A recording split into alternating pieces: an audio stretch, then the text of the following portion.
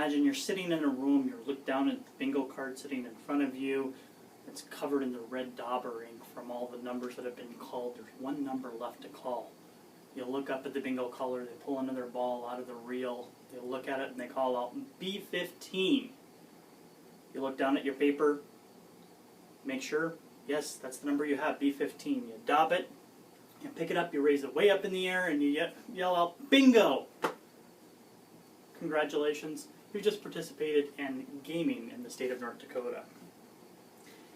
The type of gaming you just involved with would be covered under the North Dakota Century Code 53-6.1-03. That's the one that covers local permits and permanent site authorizations for charitable gaming in the state of North Dakota.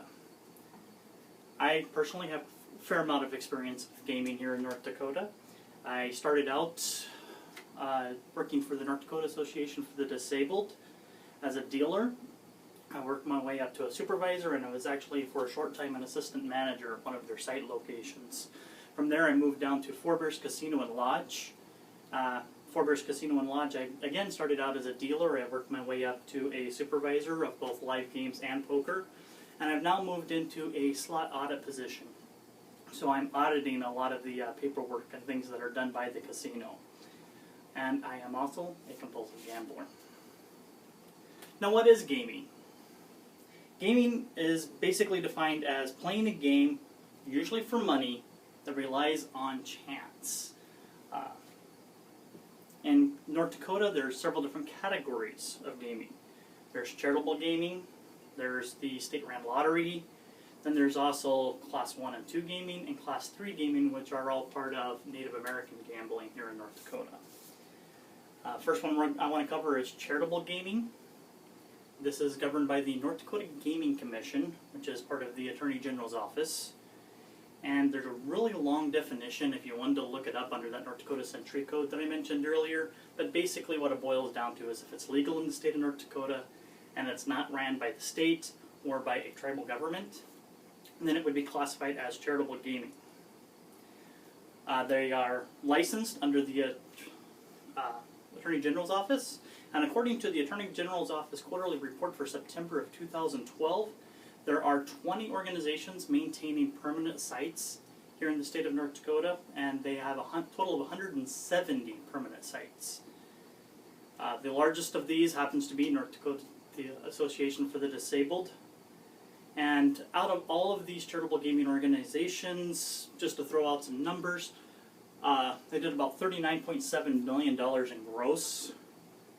They had about $6.5 million in adjusted gross. That means after you take the prices off.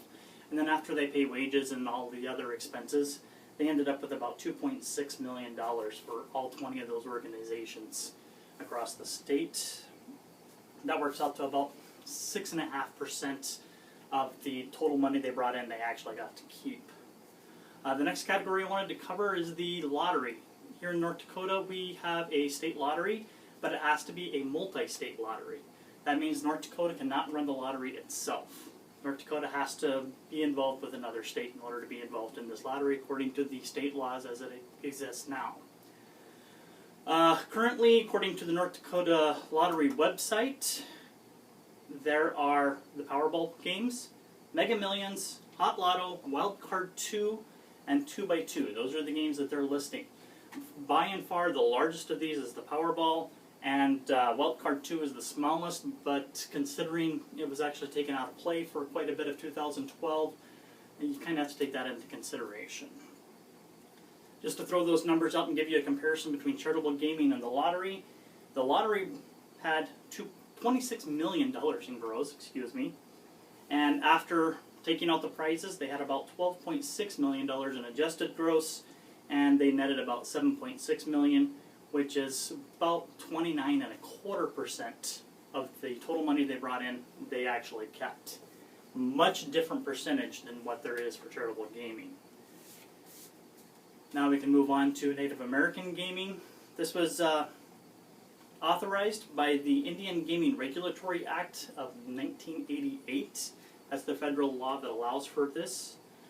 And according to the IGRA, there are 3 classifications of gaming for Native American gaming here in the United States.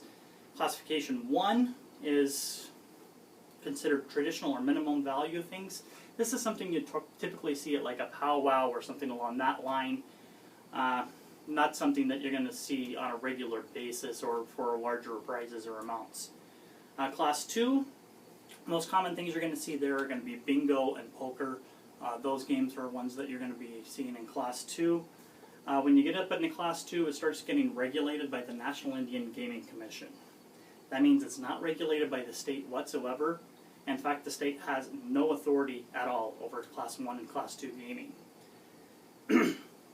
Now, I mentioned that you have bingo in Class 2. Normally, slot machines are thought of as Class 3, but a fairly recent development here in about the past decade or so, they started having Class 2 bingo machines that look like slot machines. So you can actually sit down at those and you won't even know that you're playing a Class 2 game instead of a Class 3 game. Big difference is you're playing bingo as opposed to playing against the house in a random number generator. On a bingo game, your odds of winning changes from spin to spin. On a regular slot machine, basically every time you hit the button or pull the handle, you have exactly the same amount of chance of winning that you did the last time. Last area I have to cover is the Class 3 Native American gaming. These are actually authorized by compacts between the states and the tribes. In North Dakota, there are currently 5 tribes that have compacts with the states. And as I mentioned, Class 3 gaming is also under the Indian Gaming Regulatory Act. And an interesting fact, something I find kind of interesting, is it is actually defined in there as any game of chance not under the Class 1 or Class 2 specifications. So it's a pretty wide open category. Anything that they didn't specify in 1 and 2 is in Class 3. This does include your normal slot machines, blackjack, other table games that you are probably familiar with. Here in North Dakota, we have 5 casinos that are operating under state compacts. We have Forbes Casino and Lodge, the Dakota Magic Casino, Prairie Knights Casino, Skydancer Casino, and Spirit Lake Casinos. And that's basically what we have for Class 3. I hope you now have a better understanding of what gaming is involved in gaming and gambling in the state of North Dakota. And thank you very much.